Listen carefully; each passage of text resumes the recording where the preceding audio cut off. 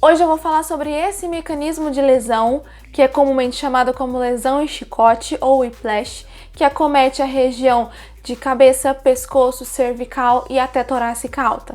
Além disso, também vou relatar um pouco de um acidente que eu tive há mais ou menos uns 5, 6 anos atrás, leve, mas que ocasionou também algumas sequelas para mim, e colocar em questão a segurança dos novos veículos para os veículos antigos. Vem comigo? Bom, primeiramente a nossa coluna vertebral ela tem a curvatura natural dela, desde cervical alta até a região sacral.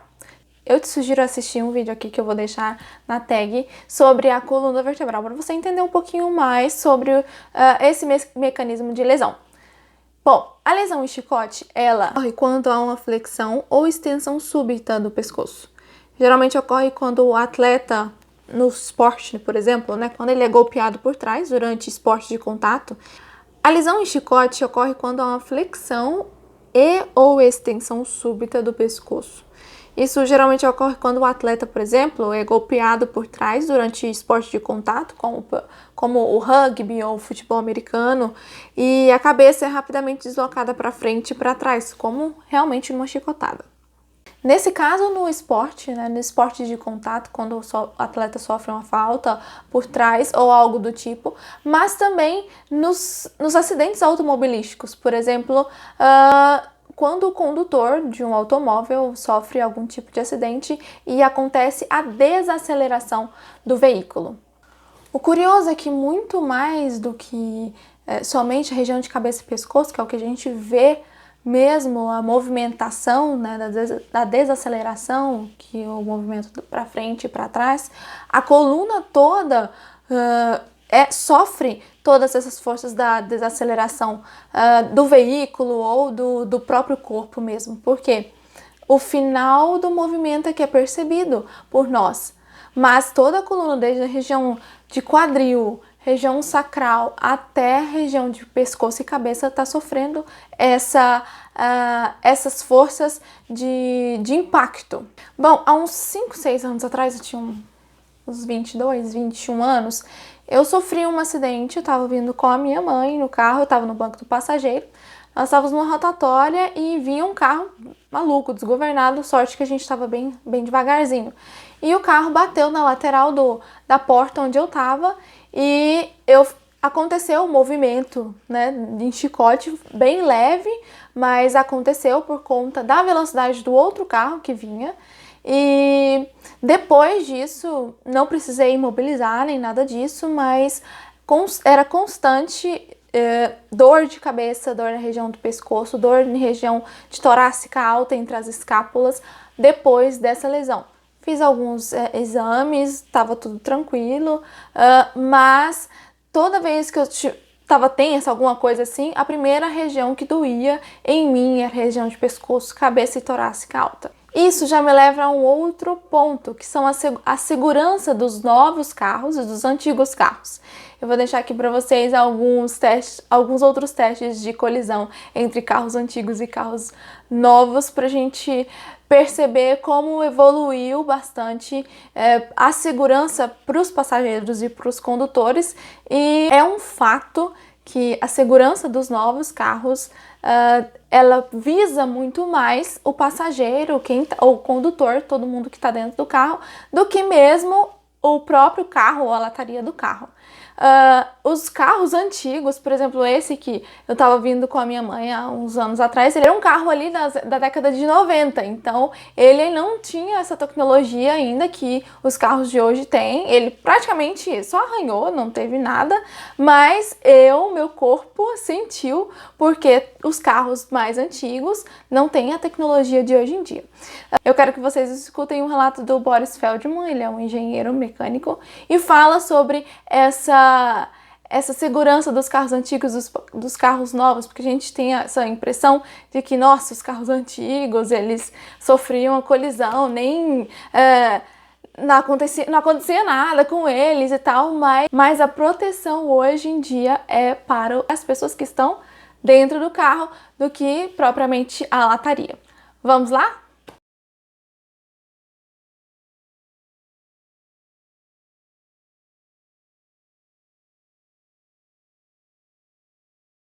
Eu vou ter que ser mais objetivo, porque tem muita gente ainda enganada a respeito de segurança do automóvel, proteção aos ocupantes. E muita gente que diz o seguinte: por que aqueles carros antigos, tipo o Buicão do vovô, eram produzidos com uma chapa de aço resistente, que você batia e sentia a robustez? Hoje, você pega um carro mais moderno, principalmente esses meio compactos que tem por aí, você bate no paralama, parece uma casquinha de ovo, uma lata de sardinha. Mas quem pensa isso está redondamente enganado. Tem que mudar totalmente o conceito, porque a engenharia evoluiu e aqueles carros grandes e feitos com aço resistente não têm nem a metade da segurança desses pequenos compactos feitos com alumínio, com plástico, que parecem nada proteger, mas tudo protegem.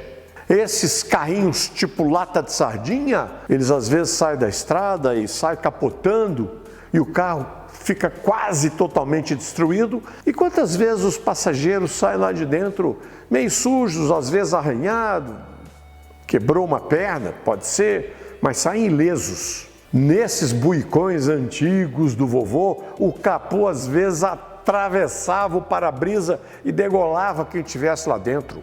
O volante, no impacto frontal, arrebentava o peito do motorista. Depois de um impacto frontal, a porta às vezes agarrava e nem abria.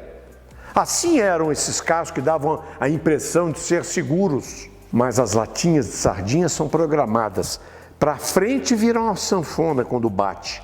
A traseira, se receber o impacto, também vira uma sanfona. Mas a cabine onde estão os ocupantes fica protegida. Esse é o carro que protege os passageiros. E mais, não se esqueçam dos equipamentos de segurança ativa que evitam ou suavizam a batida, como, por exemplo, o freio ABS ou o controle de estabilidade.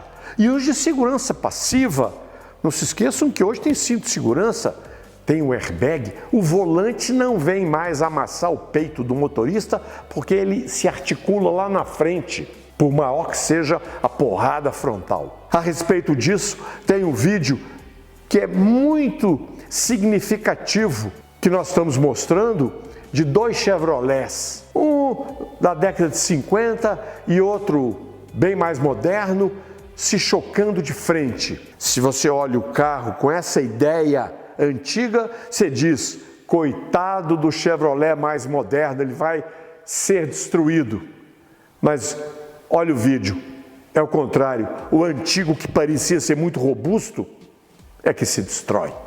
A questão do volante também era um causador de muita fratura de externo. Aqui é um osso da região aqui do tórax. Enfim, além da segurança, além de hoje os carros mais novos priorizarem a vida e não a lataria do carro, alguns outros mecanismos de segurança também foram, depois de algumas décadas, foram implementados, como o cinto de segurança, né, que é o básico e que, além de proteger, né, porque que o condutor ou o passageiro não vá lá para frente do para-brisa, protege também.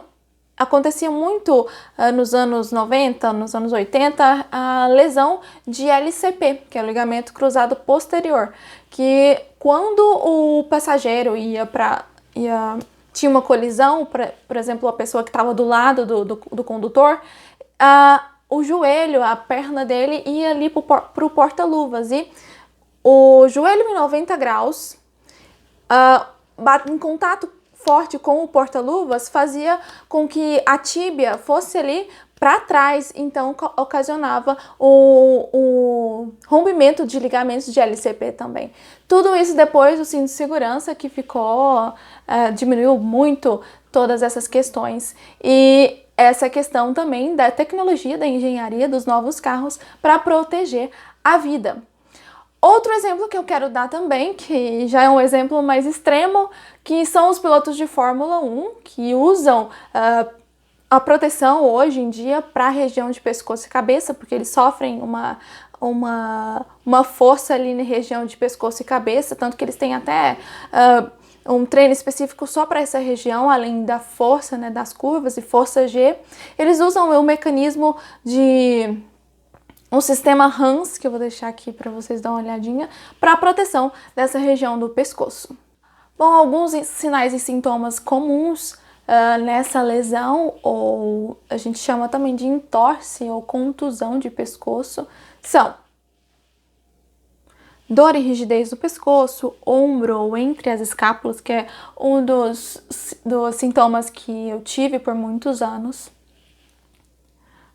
Zunido nos ouvidos, visão borrada, irritabilidade e fadiga. Alguns extremos que chegam a ter complicações por não ter tratado ou não ter feito um raio-x ou uma ressonância magnética da região de cabeça e pescoço, podem sofrer até de fadiga, insônia, irritabilidade e falta de concentração e até, alguns estudos dizem que até depressão, por negligenciar esses sintomas e essa lesão, por exemplo, se você sofreu alguma contusão no esporte ou um acidente como o meu, por exemplo. Além desses sintomas, esses sinais, podem surgir outras questões que agravam, por exemplo, uma hérnia de disco cervical ou outras complicações na região de cabeça e pescoço. O tratamento é de imediato,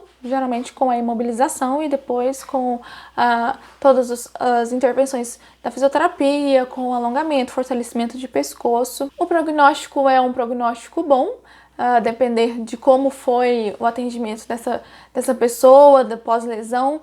Bom, nesse tema todo que eu abordei hoje, espero que fique uma parte de conscientização, tanto de segurança, quanto de você prestar atenção um pouco mais no seu corpo, nos sinais, nos sintomas. Às vezes você sofreu algo do tipo também, e é sempre importante um profissional de saúde para te orientar melhor e buscar práticas mais saudáveis. E para quem pratica esporte, né, já está acostumado com essa parte de sempre fazer as verificações com o médico, com o fisioterapeuta, sempre tem um acompanhamento. Se você gosta desse tipo de conteúdo, fica por aqui e até a próxima!